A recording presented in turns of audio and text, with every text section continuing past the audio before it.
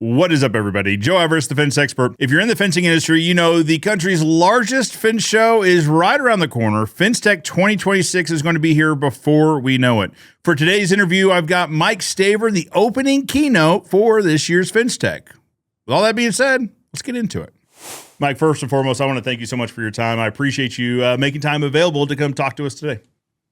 Such a pleasure. I'm really excited to be here. Love doing interviews like this. If I could figure out a way to make a living just doing this, I think I'd do it. It's pretty good. It's pretty good, for sure.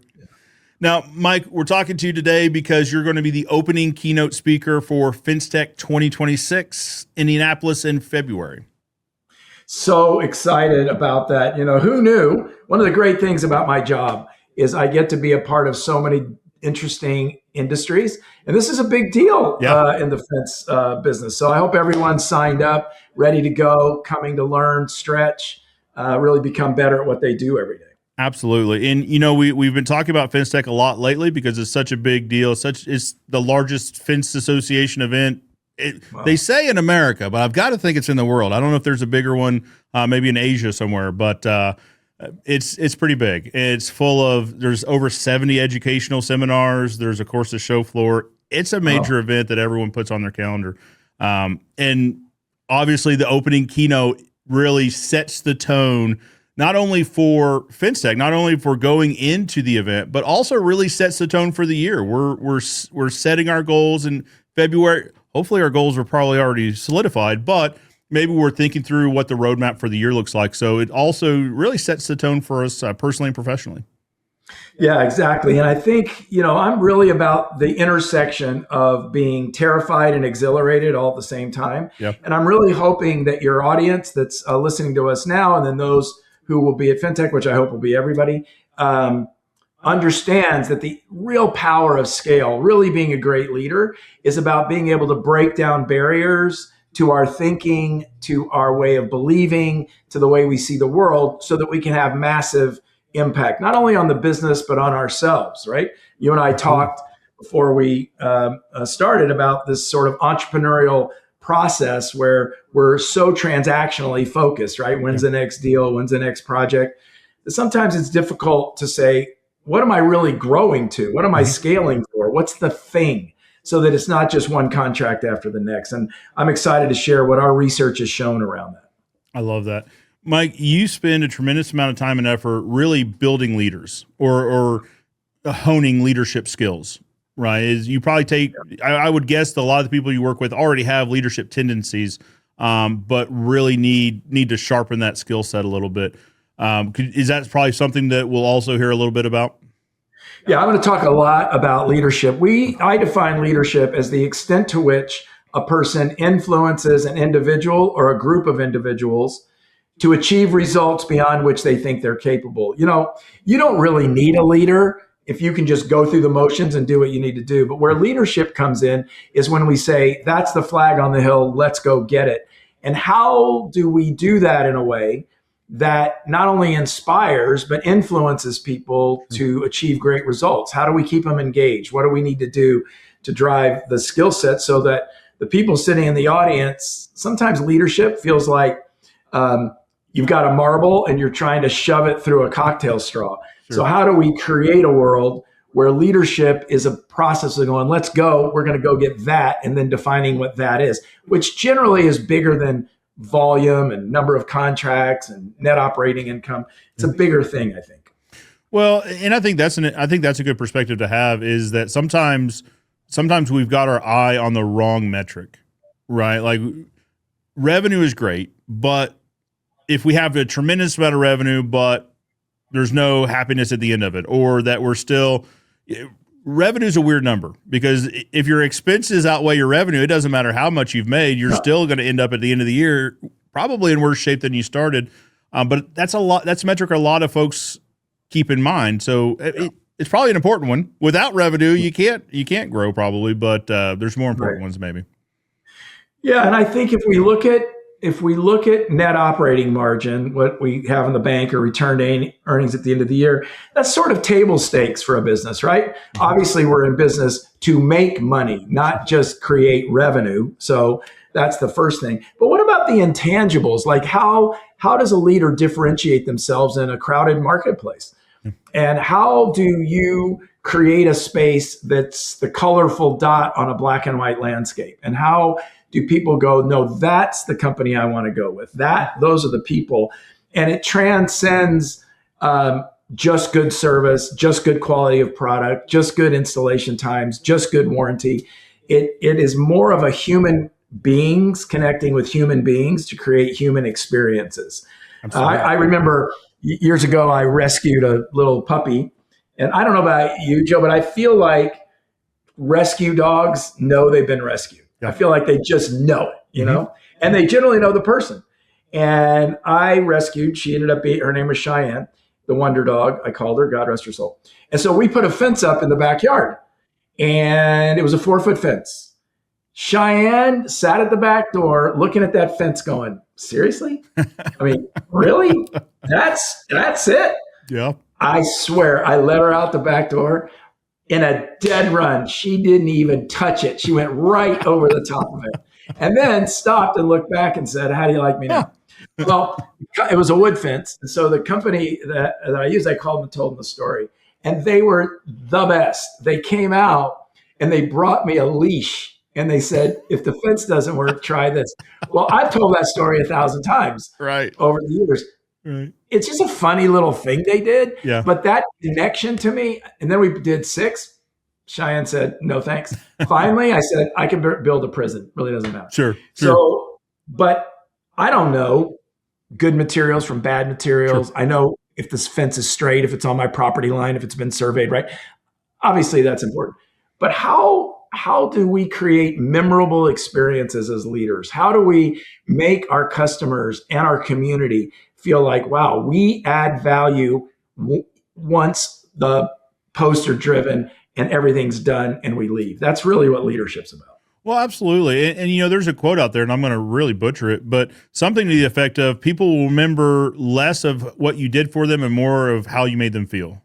Yeah, you didn't butcher it. That's exactly what the quote is. That's exactly right. And am I more than an install date and a contract? Yeah. Do I matter more than an install date and a contract? And that's really the question, because I'm not particularly aware of what the degree of margin is in your industry, but what I know is this: there is significant margin and revenue in differentiating yourselves by the connections and relationships you have with customers. And as cliche as that sounds, it's a lost art. It's really a lost art, building good relationships. Well, and I think it's why you see successful companies in really saturated markets, right? Yeah. I mean, there are a handful of markets that everyone knows that you don't start a new business in these markets because there's already 1,001, right? Yeah. But you talk to other people that operate in that market that do very well at it. So it's like, okay, so if there's so much competition, if it's so oversaturated, then what's the differentiator? And I think that's it. It's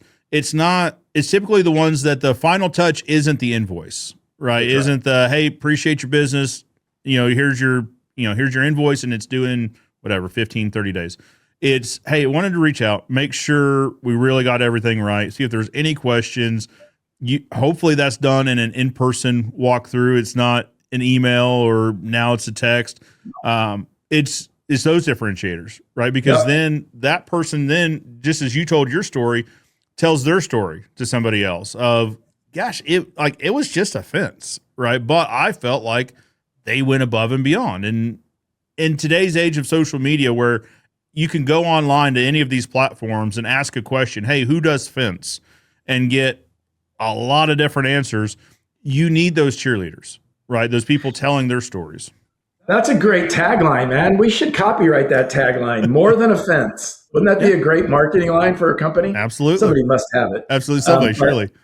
Yeah, if they don't, me and you are going to have it when this podcast's over. Right. So what if the leader gave people, and we're going to talk about this, FENCETECH, I'm going to ask this question. I'd encourage your listeners, whether they're going to be there or not, to start thinking about this. Why should a person follow you? Why should a person get out of bed and follow you over the next quarter hill? Right? Mm-hmm. Now, there's a measurable percentage. Maybe it's double digits. Maybe it's 12% of people, 15% are going to come to work and go, Just give me the work order, send me the property, let me put the fence in so I can get a check. Okay. But there's a significant number of people who are looking at leaders every day saying, I need a compelling reason to follow you over the next quarter hill. And those are organizations that build engagement, get good retention, have A players in the truck, all those kinds of things. And that's how we need to think. And so I'm encouraging your listeners to ask themselves, am I a transactional leader or am I a purpose-driven, values-based leader? You know, a transactional leader is just, we've got this many work orders, we've got this much in materials, we've got this, how we schedule them all, get out there and do your job. We got to do that, obviously. But what if there's something bigger? What if we have a sense in our organization that we're about something bigger? For some of your clients, it's going to be about safety. For some of your clients, it's going to be protecting kids from a pool that's dangerous. For other, it's going to be, you know, helping somebody manage a Olympic high jumping dog, maybe whatever it is. But that thing is the thing that matters the most. And being able to make that connection is very important. Yeah, absolutely. You know, my granddad used to always say there's three things that keep a fence company in business. It's kids, pets, and bad neighbors. And nowadays it's really just neighbors in general. Yeah, that's right. But everyone usually has one or two out of three of those. Sometimes they hit the trifecta. But that's the why. Excuse me, that's the why, right? It's their kids or the neighbor's kids, their pet or the neighbor's pet, or the neighbors themselves, or maybe they're the neighbor. Maybe they want to keep their own stuff private. But figuring out the why, right? And that's when we're talking about sales process.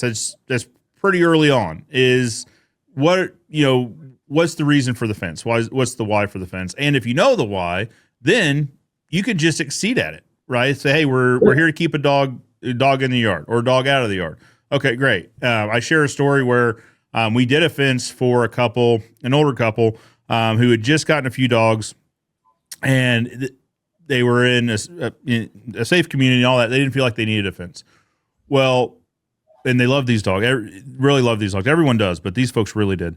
The wife had taken the dog out the back door in the backyard on a leash and it wasn't even a neighbor's dog. It was just a stray dog came in and attacked the dog and the wife for defending the dog. And so I tell that story when I'm telling folks is like, listen, it's not just their pets. It's every other one. Right. And so when the husband contacted us, he's like, hey, this cannot ever happen again. I mean, we lost the dog. My wife is very the dog died. She won't take the dogs out anymore. She doesn't feel safe. Right. So it wasn't just the dogs. It was a safety issue overall. And so when I was talking to the guys in our pre-work, I said, hey, this is the thing. This is the why. You guys have to make sure there isn't a gap anywhere. We've got to make sure this is so sealed tight that when she goes outside, eventually she'll feel comfortable and she'll look around and she'll know this piece of property is safe for her to be in. Right. But that's it. It's getting to know the why. This wasn't just any fence. For us, it was one of a handful that week. But for them, that was the answer to this major problem that this was the biggest thing they had going right then. Right. And what that is we're going to talk about this during the keynote. There are 4 human needs. One of the primary human needs is certainty. That is, do I know that I know that I know blank? Do I know the airplane will fly? Do I know the seat will hold me? Do I know the attack dog can't get in my backyard? That's certainty. And one of the things that persuades humans is how certain I am. If I hire a new employee, am I certain they're not going to steal from me? To what degree am I certain they'll do a good job? To what degree am I certain they'll keep the property clean? That's number 1. Number 2 is significance. Do I feel personally significant to you? If I don't, I will pay more money to feel significant than I will anything else. The third is esteem. Esteem's not self-esteem. Esteem is the extent to which I'm proud because I was affiliated with blank, a brand, whatever that happens to be. So if you can work on that trifecta as a leader, do I create certainty for my employees, certainty for my customers, certainty for my suppliers, for my vendors?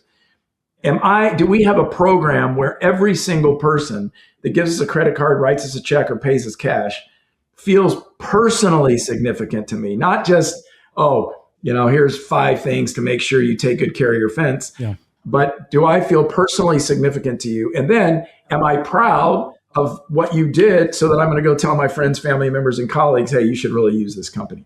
That's really what leaders do. Leaders engage in the creation of those 3 things: significance, certainty, and esteem. And the degree to which they can do that will help sustain and scale the business going forward. That's beautiful. Absolutely. Internal and external, right? You That's need right. to apply those inside and out. That's right. It's so good. So I watch a lot of your content, and everyone out there watching, you've got to check out Mike's channel. We'll link it in the description. We'll put it wherever you can find it. There's a ton of great content. I spent a significant amount of time going through it. I think you guys will too. So Mike, I hope I'm going to call back something you had talked about. And I hope I'm not going to steal the thunder out of from the opening keynote. No. You had mentioned leaders aren't so many leaders that you see are so focused on production or so focused on work and less focused on relationships. And it sounded like the message was you've got to do both. You have to be productive for sure, but by spending more time on relationships and creating connections with your team, I think was the point, but also probably also with the community and with your customers, that leads to a greater level of success than purely being production driven. Yeah, that's right. So the idea is that we're human beings creating human experiences. That's what we're doing. So the more that we reduce our belief that I'm a transactional leader, since you and I were kids, and all the listeners, same thing, we've been taught that we were only as good as our last best transaction. So we tell our kids, eat your vegetables, you can have dessert. Do your homework, you can go play with your friends. Study, you get an A. There's this belief that we work and we get rewarded. We work and we get rewarded. We do something, we get rewarded. But what about this notion of being present in the reality of our circumstances so that have more breadth? Now, I'm not a big believer in work-life balance. I think it's completely unlikely for entrepreneurs. I think it's a pipe dream, and then people get defensive, and that doesn't work. But I do believe in work-life management. And what that means is, am I managing my work and my life so that I have more of a sense of what I'm on earth for? Can I enjoy time with my kids? Can I go to the soccer game and not feel like, oh man, something happened, blah, blah, blah, the fence line was wrong, whatever. And how do I build a life worth being proud of, not just a work? And this is very interesting. I think it was Eleanor Roosevelt that said, you can be a human doing or you can be a human being. And the best leaders are human beings first, and then they do things. And what are we doing every day to make sure our priorities are stacked? I'll tell a brief story. I have a client, I coach a lot of folks, and I have a client that was talking to me about how she owns a business, and she was talking to me about how she and her family went to Hawaii. And she was sitting in the room on her laptop in Maui, and she was looking out through the sliding glass door down to the beach. And her kids and her husband were playing in the water and having fun and building sandcastles. And she was sitting in the room on her laptop working. And she rationalized it by saying, well, the time zone's different in California where her business is, blah, blah, blah, blah. And she said, Mike, not until I started working with you did I realize that was just a way to rationalize my relentless refusal to give myself permission to breathe, give myself permission to live, give myself permission to connect. Because I will tell you, there will be nobody when the hearse is heading down the path that goes, well, I sure wish they would have installed one more fence. Right. Nobody's going to say that. Right. So it's not to diminish the fact that we're in a great business that helps people, but it is to say, do we have our priorities stacked in such a way where the juice is worth the squeeze? Where when I come to work every morning, I feel like there's enough gas in my tank to do the thing I need to do. So we're either going to be people who are living to work or who are working to live. And that distinction is important relative to management of both sides of that equation. Absolutely. And I think that ties in beautifully. So I'd heard you in some of your content. You'd also meant you had a quote that said something to the effect of, are you acknowledging the progress that you're making, or are you so focused on the future that you can't enjoy the moment? I'll tell you, when I paused it, rewound, I listened to that probably 5 or 6 times, because right now in this, in this chapter, in this season of my life, like that's something I'm tussling with, right? Is that, is looking back, or at least staying present and looking back and acknowledging kind of these, what I had viewed as milestones, but then when I got to them, I just kept pushing them forward, right? Like this isn't the finish line, because look how much further we have to go. The example we had talked about or before we started recording was, so this building we bought a handful of years ago, it was a significant improvement in our business, right? It was 10 or 12 times the size of where we were coming from. And it was significant, right? To me and to the family. This is a family business, and it should have been significant. Great. And what I've realized is I took about 30 seconds of saying like, wow, like when I was walking through, it was like, we did it. Right. And then the entrepreneur, the whatever switch flipped and said, we got to figure out how to cover this thing. Like we got an empty space in this is lost space, right? We need to figure out how to make this the most productive, and we need to, and so I moved the goalpost, right? Yep. Right as we got to it, moved it. And that's happened a couple times since, when we're talking about, whatever the milestones were, personally or professionally. It's like you get there and you're like, okay, that's neat. Now here's the next thing. And don't take time to, I guess, celebrate the milestone. Yeah, it's so, and it doesn't matter where you are up and down the continuum. I hear this every single day. Here's an exercise for you that might be helpful, and for your listeners. I always suggest that my clients, before they go to bed at night, spend about 15 seconds contemplating their 3 biggest wins of the day. And those aren't, well, I didn't go broke. Well, nobody quit. Well, nobody got mad. Not those. Yeah. Like, what are my 3 biggest wins? And then feel those, not think those. We've been taught since we were kids that the way you think matters, and it does. But what really matters is, do you allow yourself to experience it? Like, I love what you just said. Like, I walked into the warehouse and I looked around and I thought, wow, we've really arrived 10 times the square footage we had before.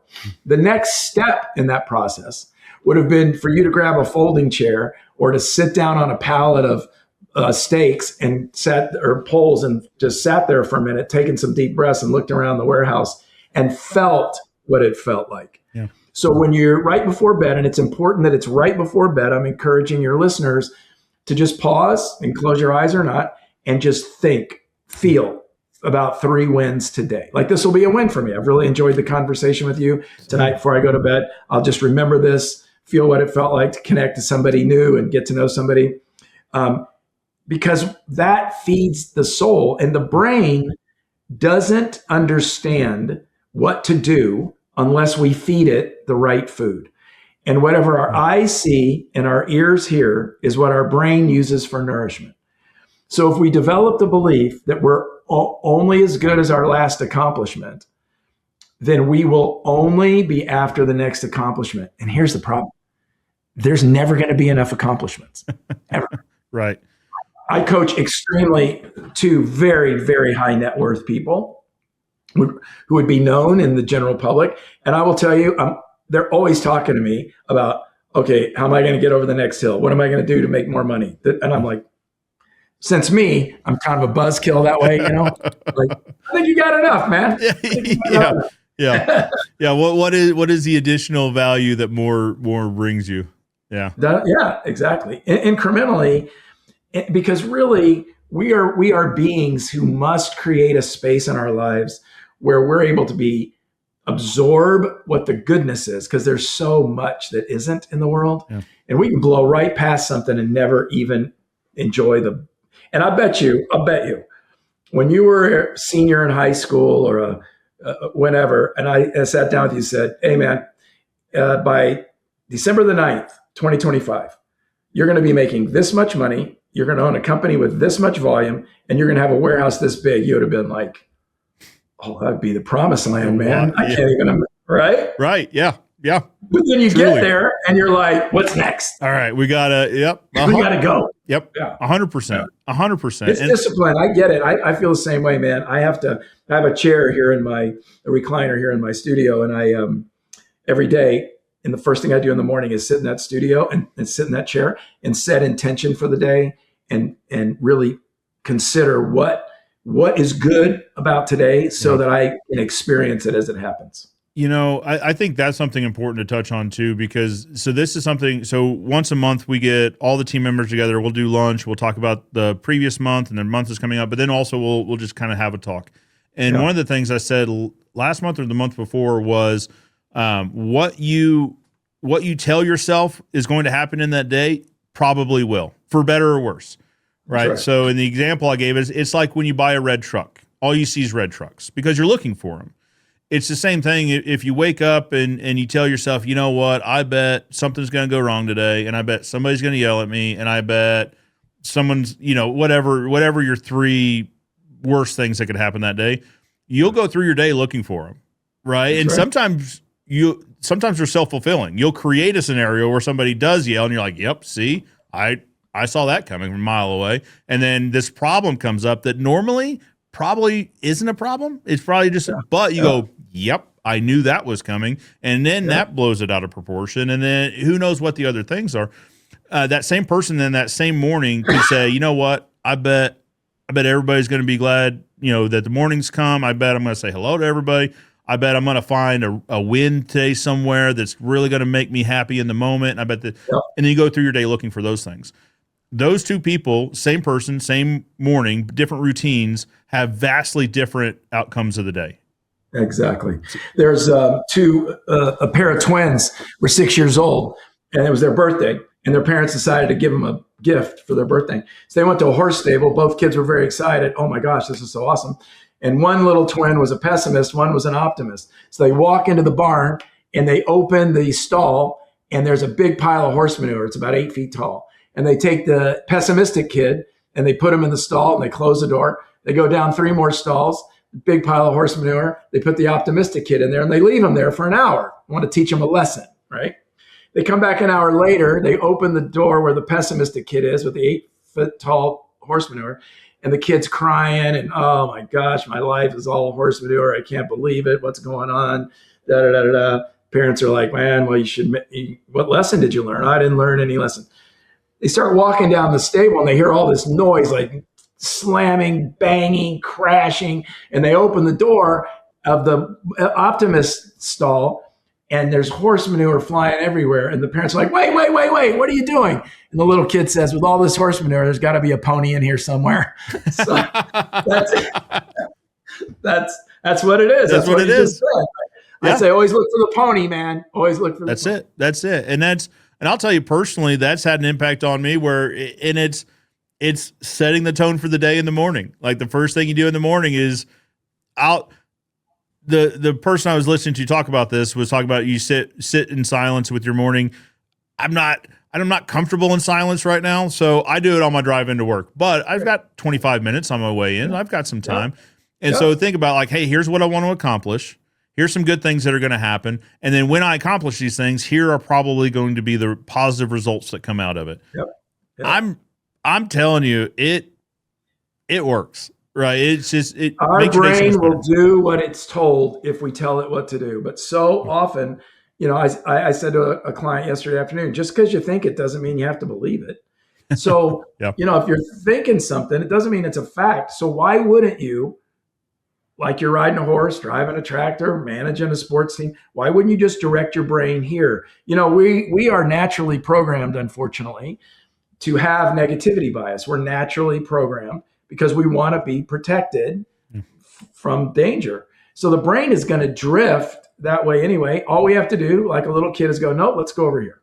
We don't have to beat ourselves up. Let's just think this way for a few minutes. Slight course correction. And it's also, I don't know, there's lots of motivational ways to talk about situations like this, but it is what you make it, right? It's if you focus on it, if you stress about it, is it going to change the outcome?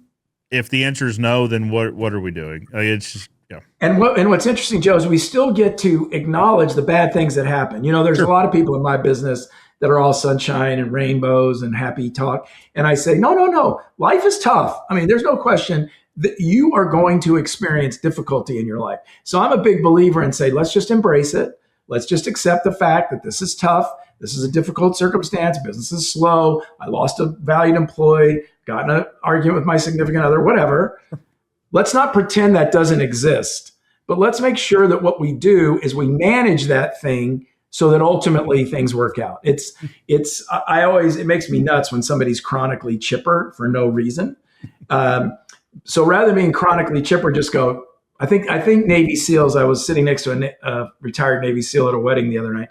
And he said, our theme, because I said, you really have to lay in freezing cold water doing sit-ups and 2:00 in the morning. He goes, oh, it's much worse than that. And I said, so what did you say all night? He goes, embrace the suck, embrace the suck, embrace the suck. So doing that while also anticipating a better future, anticipating better road ahead is also critical. Absolutely. Well, and there's also something to be said for just putting one foot in front of the other. So when you're in one of these days, I mean, they're going to happen, right? Like nothing is always sunshine and rainbows, but it's also important just to also manage the process to say, okay, this isn't great, but we're going to take another step forward, and then maybe it gets better. And then if that one doesn't get better, then the next one surely will. And it's managing probably some expectations there as well. It's taking those steps, right? I mean, that's really, to me, what self-discipline is. I don't know who said it. I didn't say it. I wish I did. They said when you're going through hell, the most important thing is keep on going. Don't stop. That's really important, right? I said to somebody the other day, they said, do you think resilience is an important skill? And I said, I think resilience is very important, but it sounds romantic and sexy after you've been resilient. But when you're in the resilience, there's no party happening there. No. So I think that keep taking steps, I think, is a great message for your listeners. Well, and at the end of that day, it's your three positives. One of them is, hey, this didn't crush me. Like it could have. It could have derailed the whole day, but good thing is it didn't. We're still here and all that. It's all mindset. It really, really is. And I think you had said it, like your brain believes what you tell it, and so you gotta just feed it positivity. But well. Thank you so much for your time. I appreciate it. I know we're getting close to the end of your time here, and so I want to leave somebody with maybe a little tidbit of why, maybe the why of the keynote, the morning. I feel like we've talked about 5 or 6 whys, but if someone made it to the end, made it to this point, and maybe still is on the fence, about coming to the opening keynote. Well played. I saw what you did there. Yeah. What, maybe one more tidbit of something to expect or something to look forward to from the opening keynote? I want you to imagine a world where you could come to work every day with maximum clarity about the thing that's going to help you have the biggest impact in your day. And I want you to think about a world where you had the intentional ability to control that thing in such a way that despite your discomfort, despite the circumstances, you knew that thing, if you did it, was going to make it better, was going to make the business better, your relationships better. I'm going to take you through an exercise that's going to help you identify that very thing. And then the second thing is we're going to talk about the 3 things that block us. There's only really 3 things that block us from achieving the things that we need to achieve in our life and in our work. And so I think thinking about that and understanding the dynamic of it, not to mention the fact we're going to have a lot of laughs. I don't take anything too seriously. And so we'll talk about the value of moving against what you're comfortable with toward the thing that's going to give you the life and work that you want to have. I love it. Mike, you can't get here soon enough. I mean, we're only a couple months away. We're less than a couple months away. It's already here. It'll be here before you know it, for sure. Looking forward to it. I'll be right there, either in the front row or pretty close. The front row is hard to get. There's a lot of guys that show up to get those seats, but I can't wait to be there. I can't wait to hear the message. I think folks watching at home, like, if you've taken anything out of this, it's that you've got to be in the seat and you've got to hear this live and you got to get the message, because it will set the tone not only for FENCETECH, but also it'll set the tone for the year. Bobby Batchelor said it best after last year's opening keynote. He said, I walked out a little bit taller and I walked out with a little bit more motivation. And I feel like that's the tone we're going to set for the year, is walking a little bit taller and now walking with a little bit more clarity and purpose about what direction we're headed. Exactly right. Yeah, that's it. Thanks for having me, man. It's really been great. Of course. Now, Mike, so you do a tremendous job teaching leaders, training leaders, coaching leaders. If someone's interested in learning more, what's the best way for them to learn more, get in touch, that sort of thing? Yeah, I'd go to MikeStaver.com. MikeStaver.com is the easiest thing to do. And whatever you're interested in, there's a speaking tab, a coaching tab, a resources tab. Lot of resources there at no charge. And you can connect with us on social at Facebook or Instagram, certainly YouTube. Yeah. We do a Mondays with Mike video. It's a little 2-minute video where I answer questions on Monday mornings from people who send questions in. Love for you to subscribe to that. Absolutely. And so any of those places, you can find us on all your social channels. Perfect. Guys, like I said, I spent a good chunk of time this morning going through Mike's content there on YouTube. There is a tremendous amount of value there for free. You could sit. It's a bit like a free master's course in leadership and in life in some aspects. You guys should, if nothing else, subscribe and watch that content. But get in touch with Mike if you're interested in becoming a better leader, or learning maybe what that means and what that looks like. Yeah, if you don't do anything else, you can go buy "Leadership Isn't for Cowards," which is our leadership book. Your board's going to get it at the conference, that kind of thing. It kind of summarizes a lot of the things we talked about today. I love it. Mike, thank you so much. I appreciate you being so open and giving with your time. Looking forward to seeing you in Indianapolis here coming up in February. Awesome. If you haven't registered, everybody get out there and register. It's going to be great. Right now. So a few links will be in the description, guys. Mike Staver's contact information, his website, MikeStaver.com will be there. Also a link to the YouTube channel, but also most importantly, a link to the American Fence Association's new and updated website. If you guys haven't been on, you should. It's super easy to get all the information. And like Mike said, it's super easy to get registered, which if you haven't yet, what are you doing with your life? Well, you need to be there. On. But for now, Joe Everest, the fence expert, reminding you that good fences make good neighbors. And I'll see you next time.